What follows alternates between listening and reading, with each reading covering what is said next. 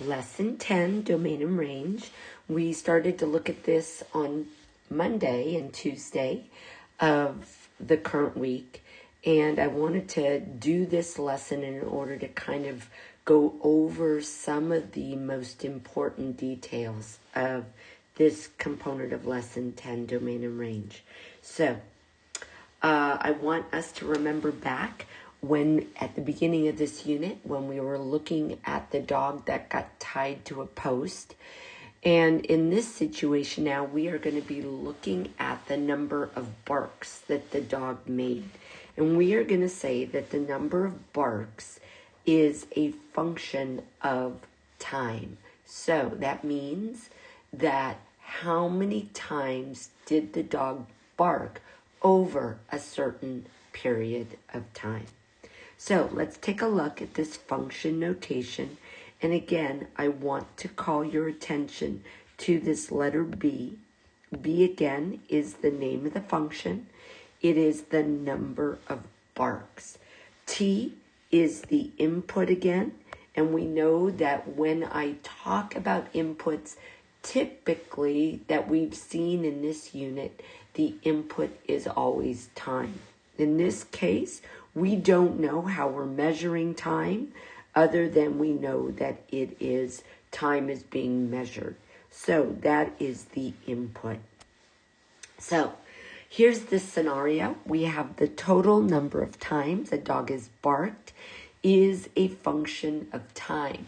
Now we are being told that time is being measured in seconds after the owner tied its leash to a post and then left. So right then, when the dog gets tied up to the post and the owner walks away, time starts running. So, and we are measuring that time in seconds.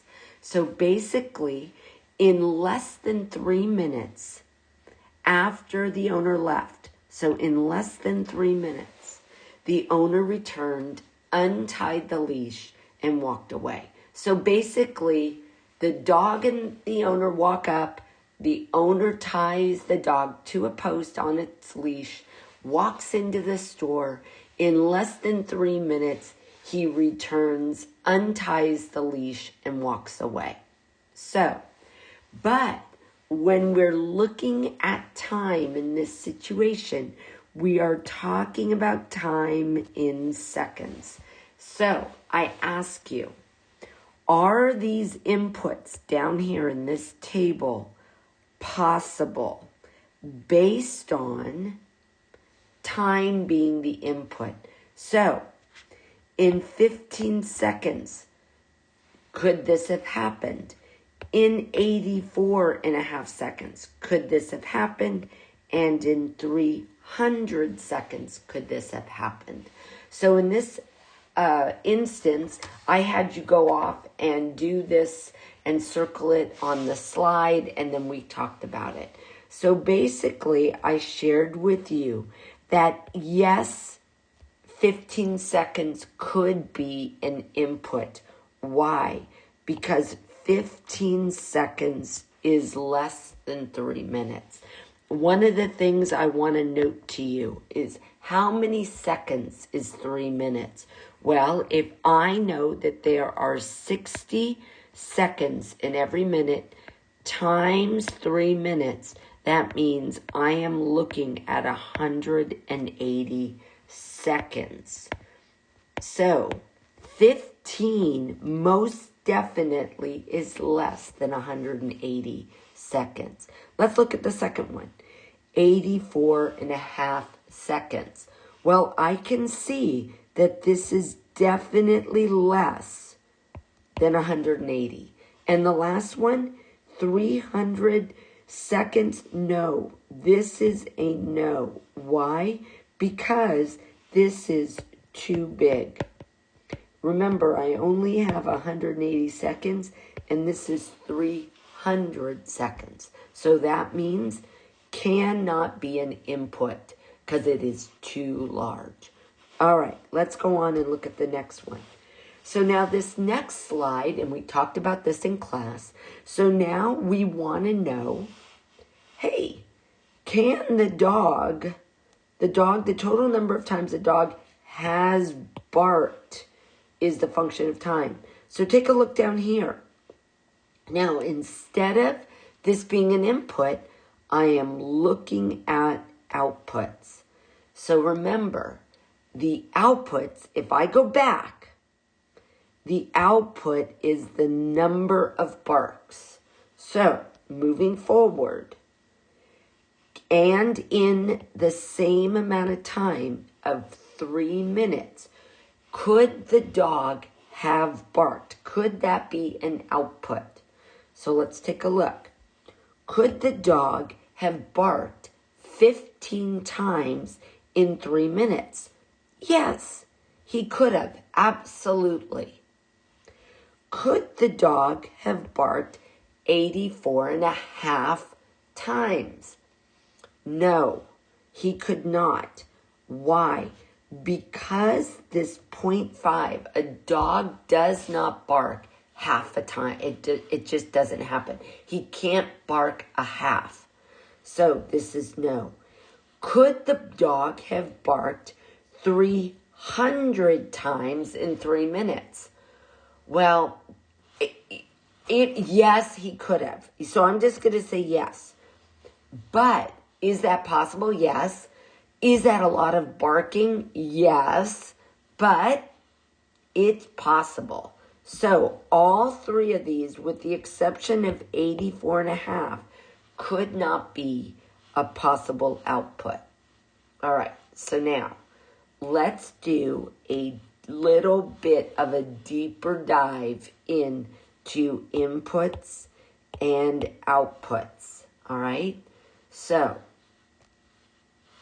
let's layer on and talk about these 2 new words that I introduced to you yesterday. The 2 new words are domain and range.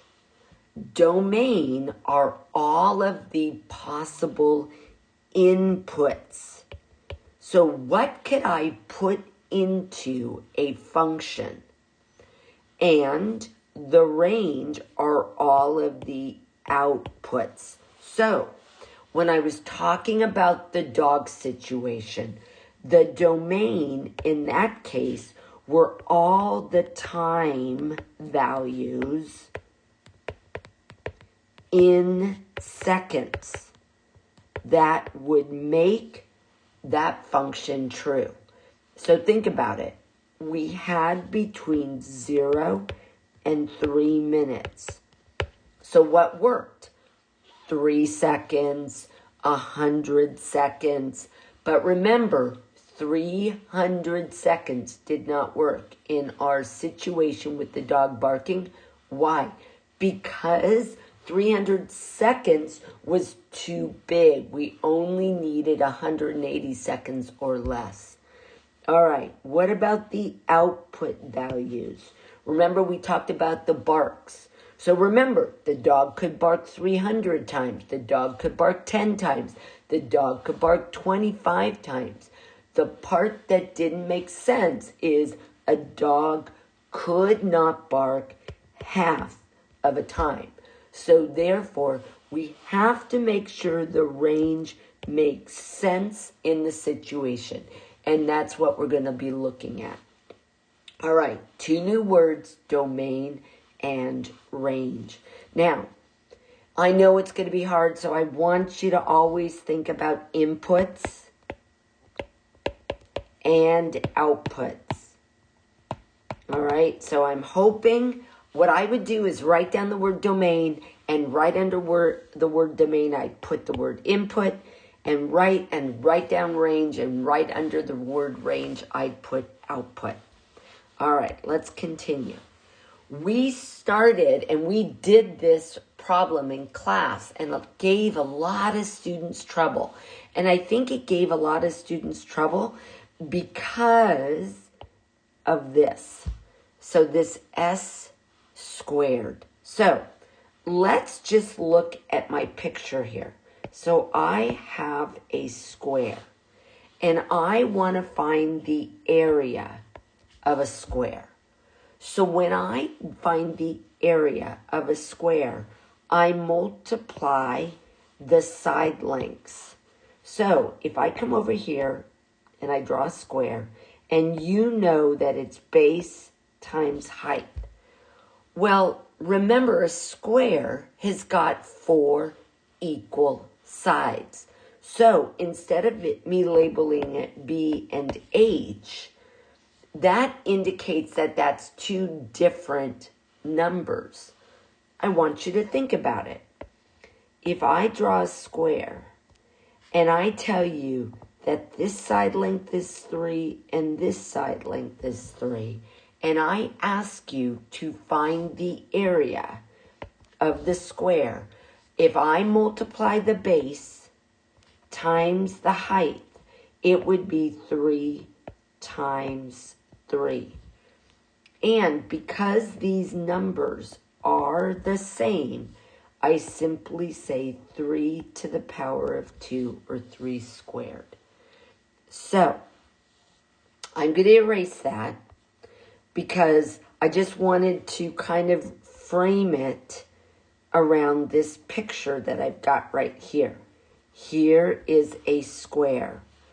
I've got, this is why I am showing you S and S.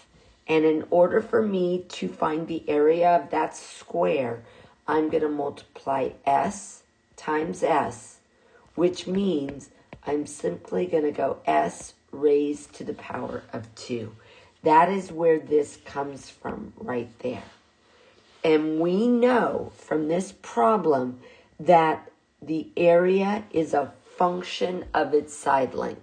So that means that if I do A of S, I want you to remember that S is the input.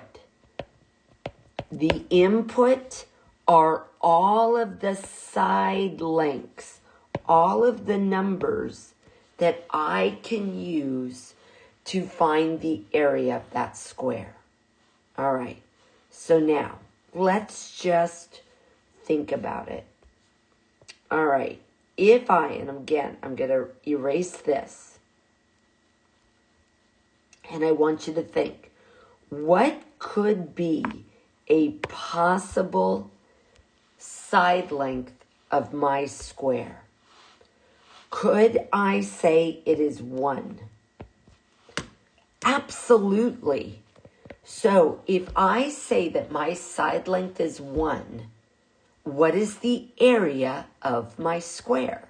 So I would say the area would be 1 times 1. And what is 1 times 1? 1.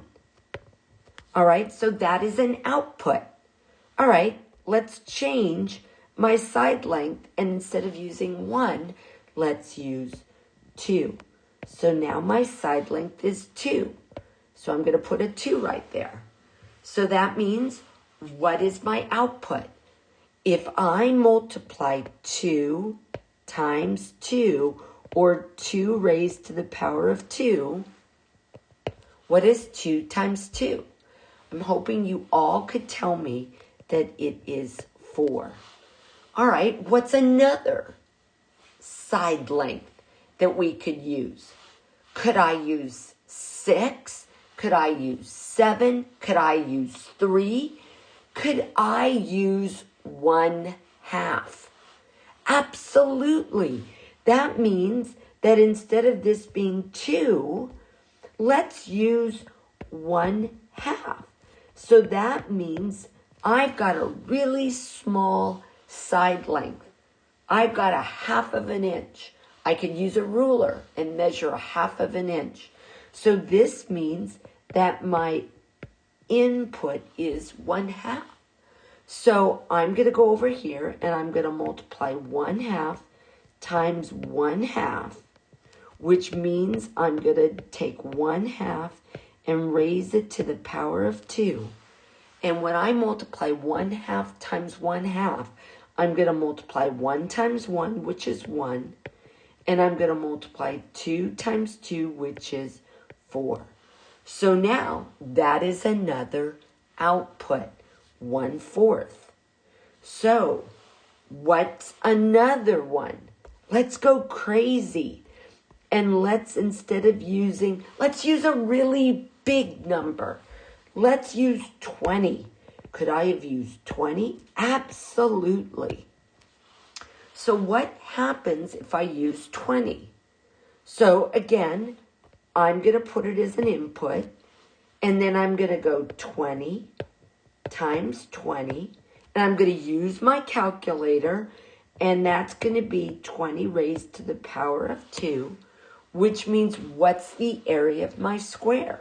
Well, 20 times 20 in my calculator is 400. Wow, that's a really big number.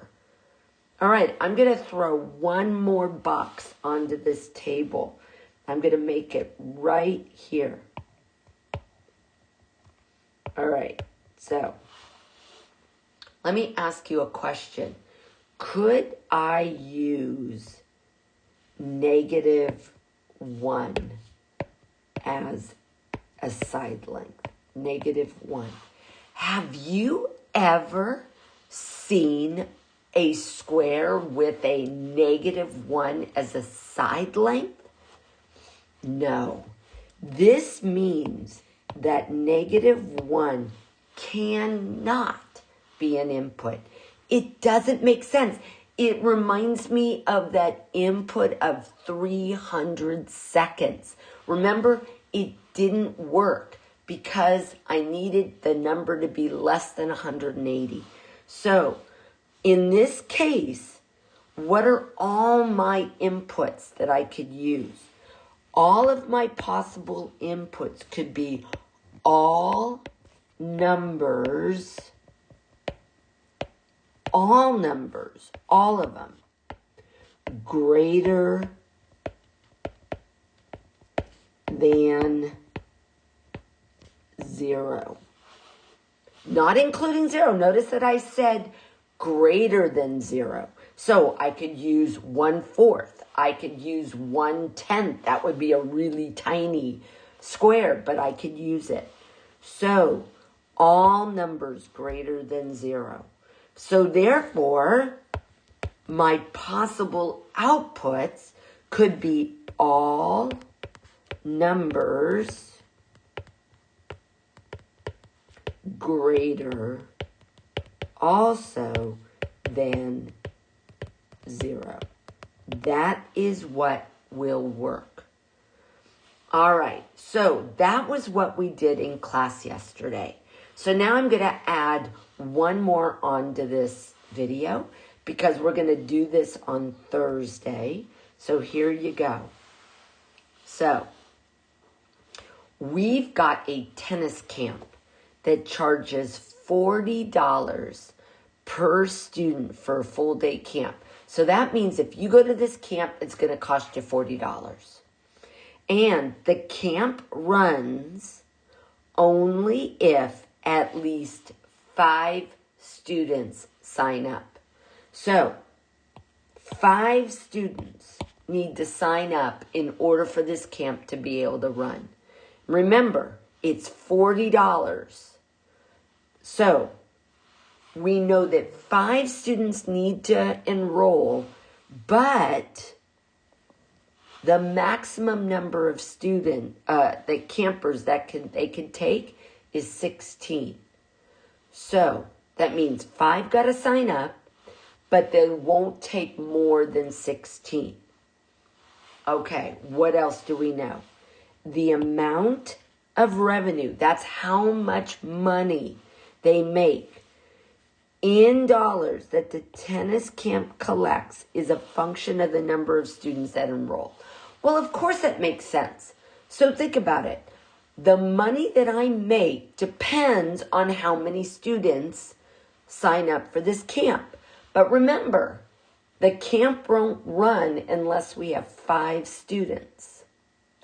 And I can't have more than 16 enroll in the camp. All right, what else do I know in this problem? I'm given an equation, R of n equals 40n. Oh, wait a minute. 40 40. So $40. N is the number of students or the number of campers that are going to enroll. R is the name of the function. All right. And the input, this N is the input, which is the number of students. So let's talk about all of the possible inputs. So let's just think about it. Can I have 0 as an input? Can I have no students sign up? No. Won't work. Won't work. Why? Because I need to have at least 5 students sign up. So 0, 1, 2, 3, and 4 are not going to work. 0, 1, 2, 3, and 4 won't work.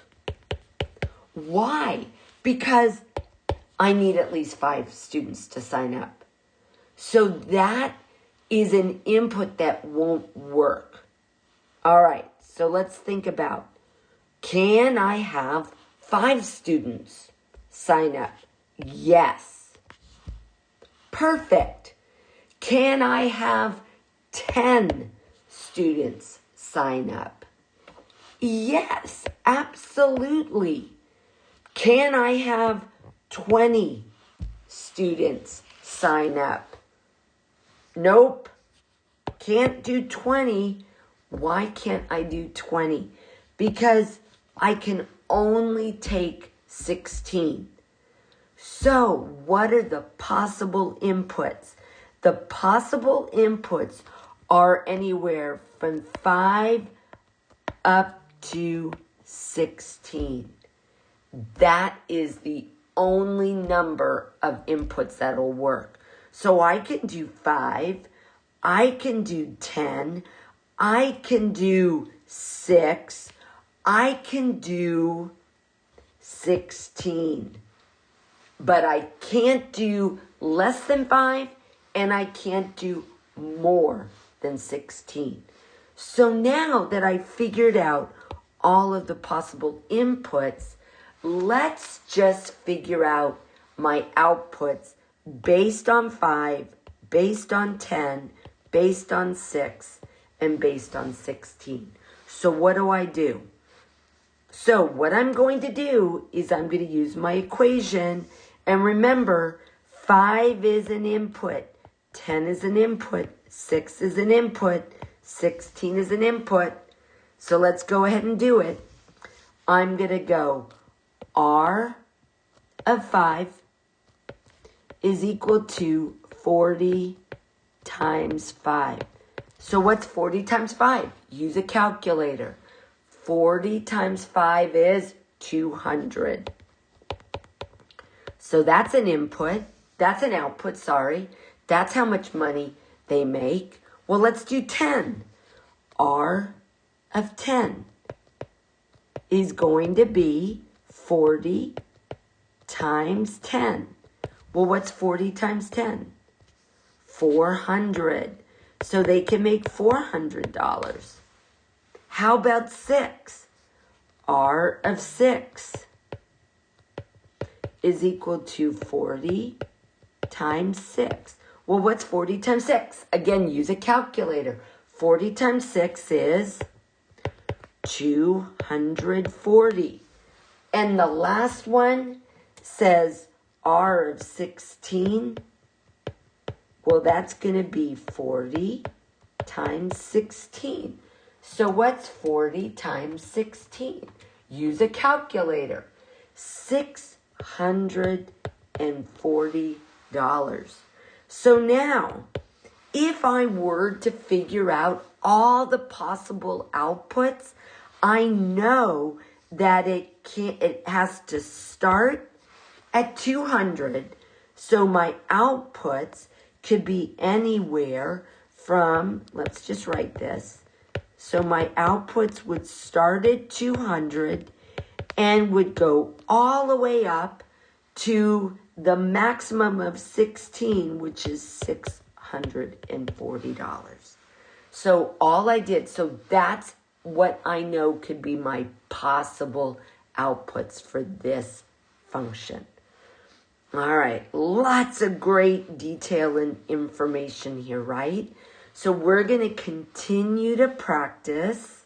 So I just want you to remember, inputs are the domain. That is what's going to work. Outputs are the range. The inputs and outputs can be read from a table and an equation, which is what we just saw. And on Thursday in class, we're going to be looking at graphs. All right, so making sure that situations make sense is really important and critical here. All right, I hope that helps. And I hope that after watching this video, it kind of makes a little bit more sense with regards to inputs and outputs and whether they will work or not work in a situation.